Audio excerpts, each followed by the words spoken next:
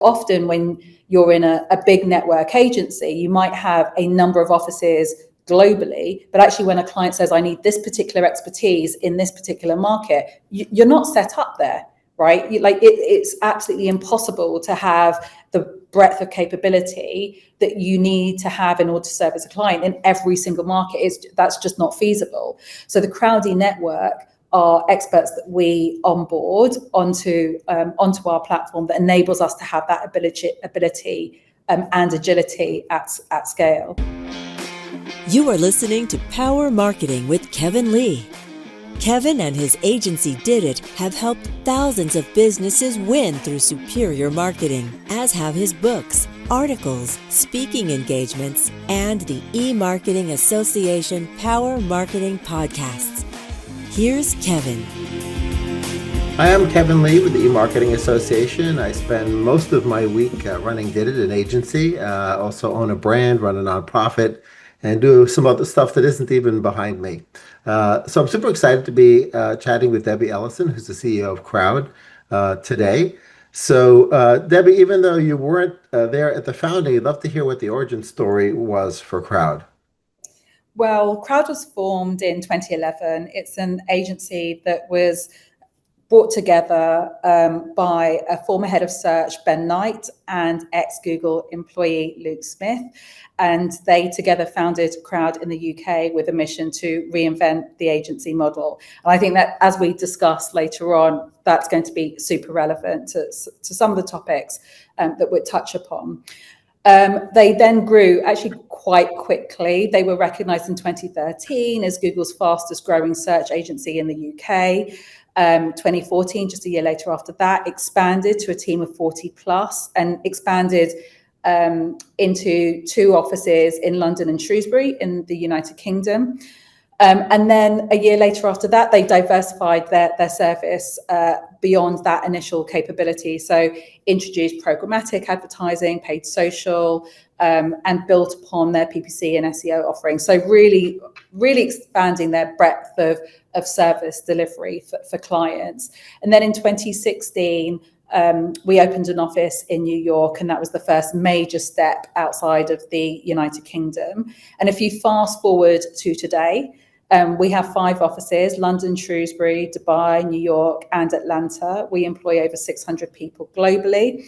And we have nearly 3,000 people in our on-demand expert network called the Crowdy Network. So that is the underpin of our proposition around reinventing that agency model. And as I said, I think it's going to be a super hot topic in the industry moving forward, as we see some of those big headwinds like AI really driving huge amounts of change in our industry. Absolutely, yeah. That's the big wild card right now for all of us in the agency and professional services worlds. Not an altogether different story than Did It. We don't have the international footprint, but we started in search, with a founding before Google was even founded, the SEO SaaS platform. So, one of the language, some of the language on your website describes you as a performance agency, which means different things to different people, right? And so they may come into a biz dev pitch or other meeting with their own definition. So do you feel like you have a particular spin to the definition that you and your teams use, that you adhere to in your pitches? Yeah, I mean, absolutely. Our heritage is in performance. And I think as we talk about, as we will talk about the headwinds that our agency industry is facing, our clients are experiencing same, but also different headwinds themselves. And so I think it's really important that we own that heritage of performance, because I think it now more than ever, it's really, really important to be committed to our clients to drive top line growth for them, and deliver on what I experience anyway from our client set, like huge still growth ambitions, despite what's happening at a macro socio-economic perspective and political perspective. Ultimately, businesses are here to drive top line growth. And so performance as a service, performance as a narrative is really important. But I think now what we do is we talk about our business as a brand and performance media agency, because those two areas are so now intricately connected. I've always said along my career that, you know, how a brand is perceived is also manifest into that purchase experience as well, right? And so if you have a poor purchase experience, that will affect a brand. If you have a poor brand experience, that affects kind of your likelihood to purchase. And so I think more and more those two things are becoming almost as one. And you know this more than anyone, Kevin, also like just the fragmentation of the channels in which brands can exist in, both from a brand building perspective, but also from a performance perspective. It is so much bigger than it ever was before. And then the roles for those channels are changing. So I think it's important, as I said, to speak to our performance heritage, but we talk about being a brand and performance media agency that brings media, creative and data under one platform, under one roof. And I think, as I said, more and more, that's really important, because you need to be thinking about all of those three things when you're trying to deliver against that performance promise. So those three areas within our business are all designed to deliver what we call a return on intelligence. Really, again, like that, it's quite performance language. It's making sure that we bring our deep media expertise, our deep creative expertise, and our ability to make sense of all the data that's out there into winning strategies for our clients, into a return. And that's how we talk about our business, that brand and performance media agency that delivers that return on intelligence. Great. And I like the fact that you even include the brand touch points that people have that are not in an agency's typical control, but are in the client's control, right? Because no media strategy, no creative strategy is going to rescue a bad brand experience once the person takes the promise of the advertising and then engages with the brand if they have a poor experience. I mean, that erases a good chunk of the investment, right, that the brand put into, you know, having great teams, having great creative, having a great media plan being executed. And I also like the fact that you're talking about performance from a broader context, because a lot of folks just assume that it's lower funnel only, which is really more like harvesting demand, and it has nothing to do with branding or positioning. And, you know, for larger spenders, you can actually, you know, construct experiments to know how all the other media channels that are messaging mid-funnel and upper funnel, if you still believe the funnel exists in its old form. I mean, Google's done a bunch of research. I think they called it the messy middle, right? Which is the fact that certainly not everyone follows the same buying journey, right? And so, you know, the importance of a good media plan and a good marketing plan to sort of meet the consumer where they're at with the language and the messaging and the timing of that messaging is super important. So, I like that, the way you framed it, you know, for yourselves and for your clients. And so I think, you know, exactly one of the questions you asked, or part of that question that you asked, was around whether that narrative changes in pitches, right? Like dependent on what the opportunity is. And I would absolutely say it doesn't. The narrative is who we are. It's in our DNA. I think the USPs that we have as a business in terms of our Crowdy network, something that I referenced, you know, in your last question, the ability to have nearly 3,000 experts on demand globally for our clients, I think is an absolute USP now, especially when, you know, just the landscape is so malleable. I see clients pull budget from one area and put it into another, and then vice versa. You know, the traditional agency model just can't keep up with that level of agility and the need to have the right experts in market, as I said, on demand. So where we were founded in 2011 was based on that network, on creating that network, having an operating system that supports that network, and also really something that I've seen many agencies try to do, but with little success is also finessing briefs so that they are super tight, so you get quality briefing and then quality output. And with our people as a wrapper, you really get the best of both worlds. You get the consistency of people that know your business inside out, but then you get that agility, that scale, that speed to be able to respond to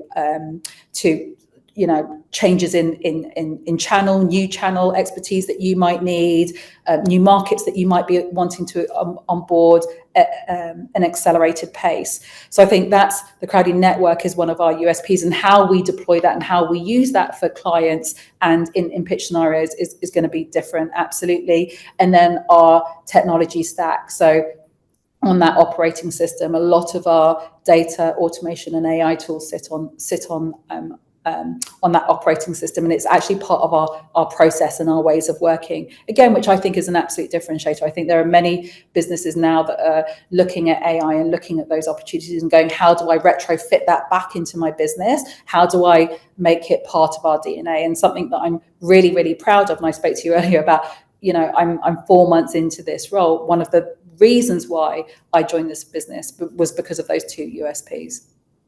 Sure, let's jump deeper into the Crowdy model a bit, because we've referenced it a couple of times, and I think obviously clients, marketers want the best in breed subject matter experts across different sectors, and with a fragmented media marketplace, that's increasingly important. And yet they also want some kind of a day-to-day person who's sufficiently generalist that they understand their business. So I'd love to hear how that Crowdy model was formed and how it's evolved now with the technology behind it.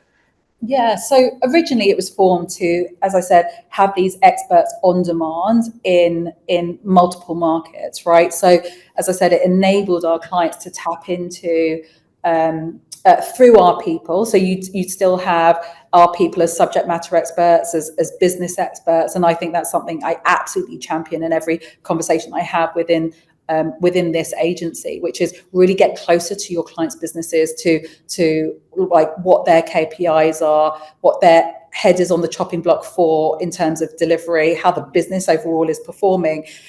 When clients bring us into that inner circle, it enables us to proactively think about how best we can reach those KPIs using the breadth of our capability in-house. But as I said, there are going to be opportunities or moments where clients want to scale quickly in markets where we might not have a footprint in, but we can lean into our Crowdy network. These are experts that we onboard onto our platform that we can tap into, not just for efficiencies, but actually for expertise, Kevin, right? So often when you're in a big network agency, you might have a number of offices globally, but actually when a client says, I need this particular expertise in this particular market, you're not set up there, right? It's absolutely impossible to have the breadth of capability that you need to have in order to serve as a client in every single market. That's just not feasible. So the Crowdy network are experts that we onboard onto our platform that enables us to have that ability and agility at scale. That sounds sort of like you've got the wisdom of crowds applied to, the engine that you can tap into. And is that something you guys scale up fairly quickly if a client needs that? Absolutely. But actually now what we're doing is moving into a space where we're looking at how we're currently using Crowdy. So is there a way that we can help make their lives easier through some of our tools on the platform? We're looking also at proactively shaping our teams alongside our clients. So remember I was saying to you about how it's so important for us to be in the inner circle with our clients. Like we can co-curate what the ideal teams look like. We can also plan well ahead. And I think that's important to do together, and that they feel as though they have people on the ground, as I said, that understand their business, but they also know what skills they might need. We can plan with them what skills they might need and actually trial that, rather than hire FTEs in. They'll be sitting at desk waiting for those briefs. It's not the most efficient way to be able to handle our business and our clients' business. It just doesn't make sense. So I think as life becomes more difficult for our clients, we need to find much more innovative ways to be able to respond to those challenges that they're facing in a way that is truly a partnership. And as I said, one of the things I love about Croud is this is exactly how we were formed, over 14-ish years ago. And I think it's now those fruits have absolutely come to bear because it's exactly what clients are needing. One of the things I like about the model as you've described it is the inherent redundancy that comes with it. A lot of times you'll come across a CMO who has this in-source mentality and is actually sort of somewhat anti-agency. And you'll speak to them and 9 months later they'll have lost two of their internal SMEs, right? And they left not only leaving the huge gap from an organizational chart perspective, but they've lost with knowledge. They left with knowledge as well, which is lost unless it was extremely well documented. And certainly those of us who run agencies understand that we have to spread around that knowledge and expertise specific to the client so that we build the redundancy that they don't have, right? And I'm Exactly. curious if you've found that is a selling point as well, because I've certainly occasionally you flip one of these people whose mentality is I need to own this internally, right? Yeah. Feel like they want to put all their eggs into that single internal SME, and then they realize that person just got offered a 35% raise to go move somewhere else, right? Yeah. I mean, look, I've been in exactly that. I've been in the industry for a long time. So this isn't a new challenge that our clients are facing or the agencies are facing. I think, having a more malleable agency structure, I personally think is the way to win, right? So if there is a client that wants to in-house, don't fight against that wave, right? Look at how we can augment that, to your point, Kevin, to augment that decision, which is, what do you need from agencies? What do you need from agency people in order to support your internal teams? Absolutely, you've absolutely called out one of the advantages of the Crowdy network, which is, what we can do is we can onboard Crowdies to help augment your team, so that if your somebody from your team does move on, we have got that knowledge without necessarily having a complete kind of agency client relationship. I think there are a lot of advantages in that. And as I said, we can help proactively plan for their team as well as ours. But I still maintain one of the reasons clients do businesses with agencies is because we have the bird's eye view of a number of clients, a number of categories that we can bring synergies and learnings from to help accelerate our clients' businesses. And I still think that is and will continue to be one of the plus points for doing a business with agencies. Let's move to the pace of change, because that change is happening across the agency landscape and client side as well. So how do you think marketers should deal with this period of rapid change and vetting skills and experience? Because, in our business, we're a people business, right? And so we have to vet for ourselves, but also the clients are simultaneously sort of vetting their own people, but they're vetting their agency people as well. And it's no longer just the keyword on a resume or on a LinkedIn profile. That doesn't cut it, right? So how should everybody how should the marketers in particular deal with this period of rapid change? I think, look, I've come from a technology and digital background, right? So this doesn't feel net new to me. Like we've always in that part of our business been used to change, right? But I've never seen it, and everyone would say, I'm sure you'd agree, Kevin, that we've not seen this pace of change, right, at such a scale. And so one of the things that I tell my agency leaders is we have to be malleable. If we think we're going to be an agency that are going to be rigid and say, you need to use our tools, you need to use our ways of working, you need to use our processes, we are not going to win. Our clients are making decisions about their tech stack, around the tools that they want to use, etc. And so we need to fit around that. We need to say, okay, well, if you're selecting these AI tools, for instance, or this process, how can we augment that with what we've got, fully realizing that they might build something similar to bring into their tech stack, but we're accelerating their journey, right? And then by the time they've built their own tool, we've got a suite of tools in the pipeline that's coming to replace that. You have to be malleable, and you have to, as I said, get closer to your client and understand what their plans are. you have to have that trust and transparency with them, and then you need to create an agency model that wraps around that. But I do think those agencies that are going to be very rigid about their, as I said, their ways of working, the tech stacks that they'll use, which is normally their own. If you're going to be so rigid about that, I think you're going to have problems with clients, because I think they're building up their own expertise in this space, and we have to help augment that. Yeah, I mean, I've been lucky enough to be around in SEO since pre-Google, so certainly I've seen a lot of changes there.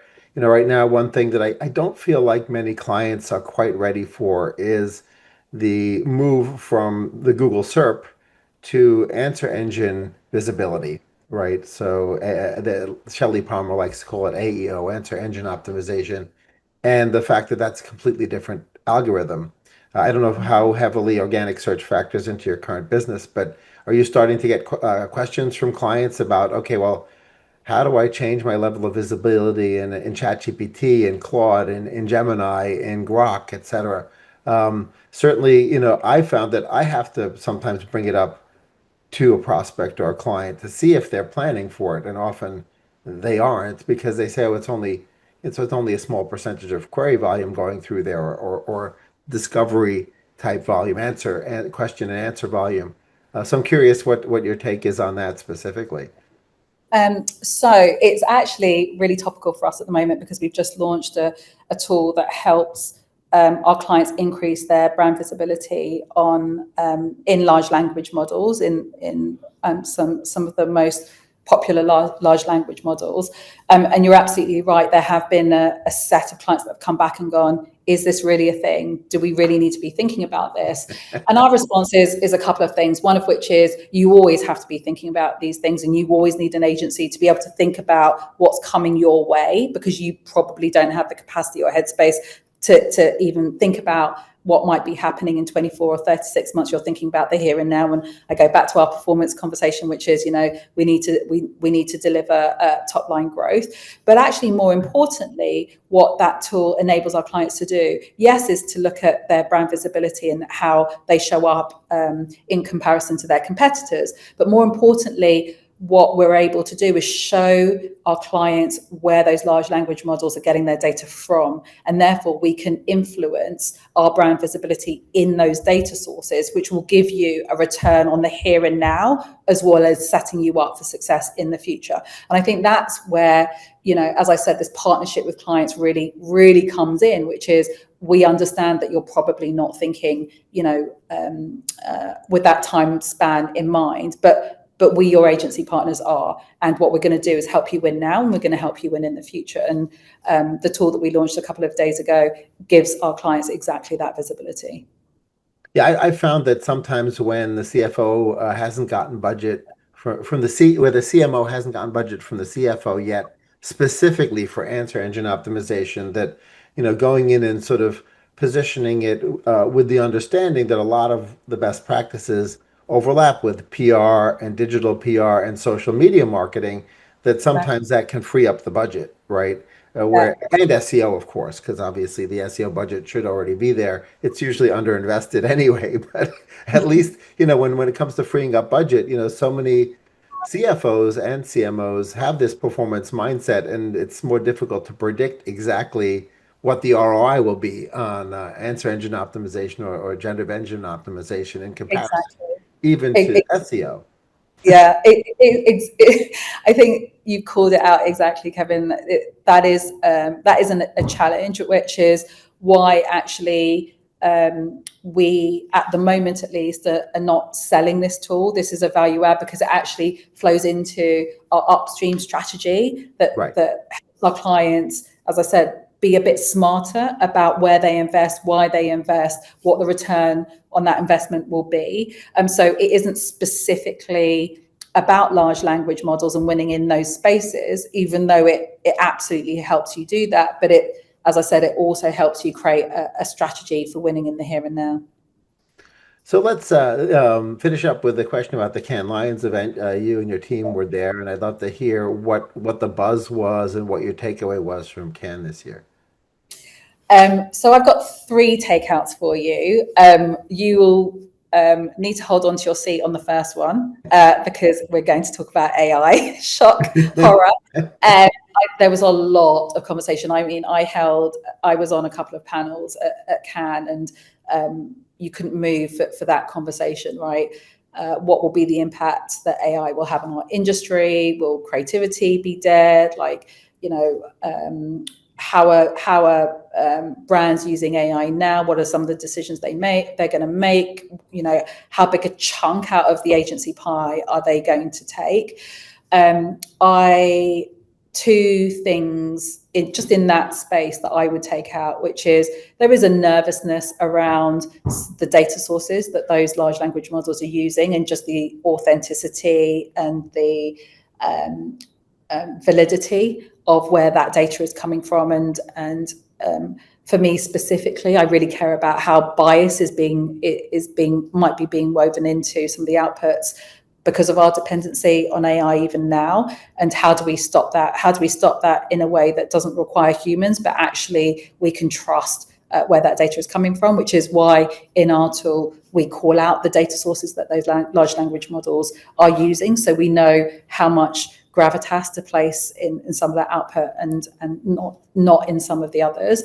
So I think there's that in terms of, can we even trust the data that we're using through AI and large language models? And then, as I said, like, how much of our pie is going to be eaten by AI as agencies and the industry itself? Earlier on, it was all around production, and we'd be able to use Gen AI for scale production of assets. I think it is the intention for a lot of brands to move that dependency into AI much more upstream. And so we've really got to consider, as I said, like, what is our value, our future value as agencies going to be, and how do we fit around that? So AI absolutely is one of them, and those are two specific areas that I personally experienced in some of the conversations I had. I think definitely also the rise of the independents. I mean, of course, I would say that being the EMEA CEO of Croud, but I mean, it's in the papers, right, Kevin? Like, there's a lot of flux in the whole codes at the moment.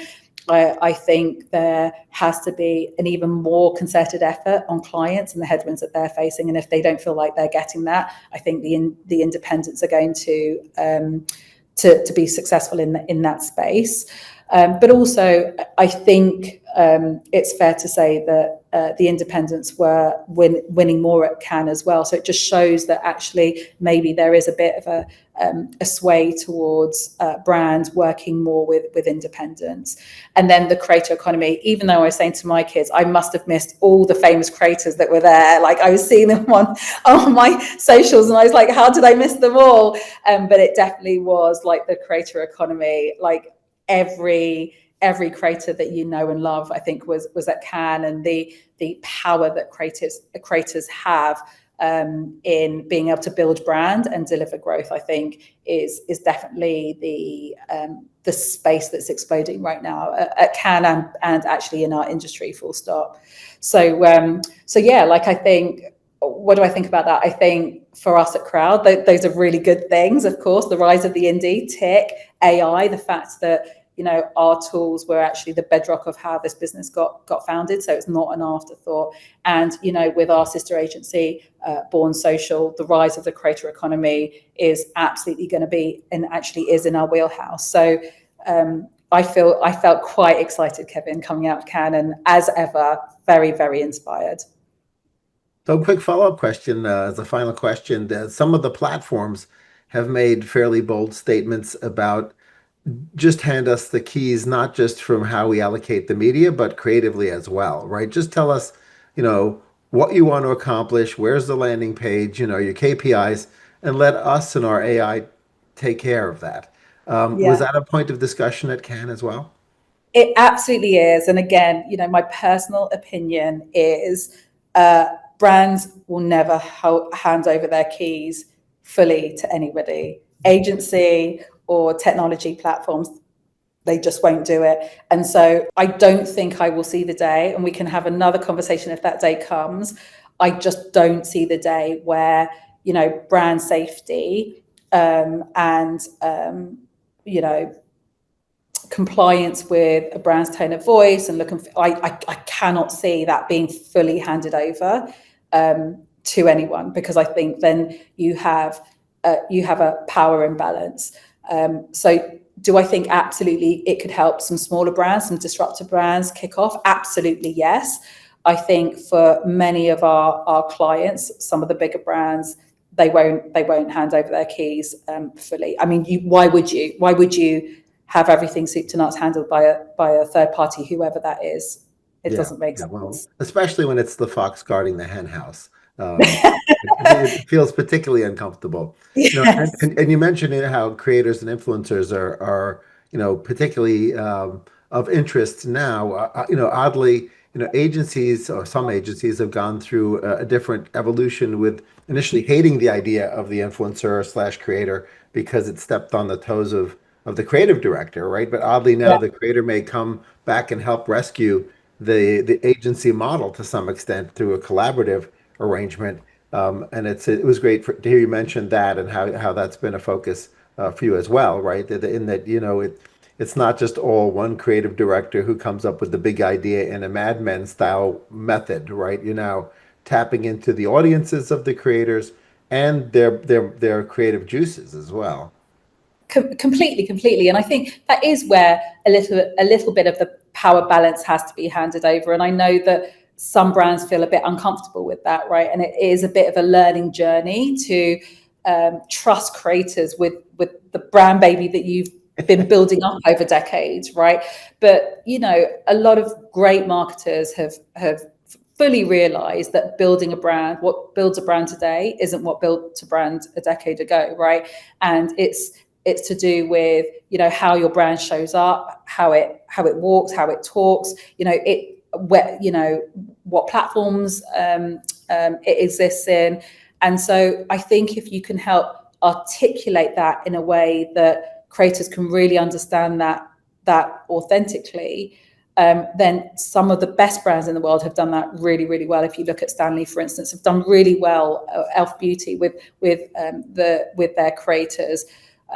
It can really deliver some really powerful brand building and also sales driving programs.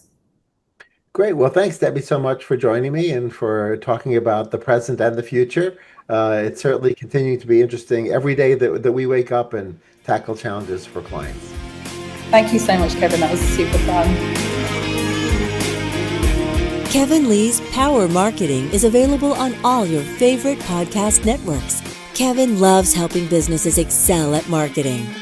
Having marketing challenges? Just like Santa in The Miracle on 34th Street, if Kevin can't help you, he'll know someone who can. Find him on LinkedIn, subscribe, or follow.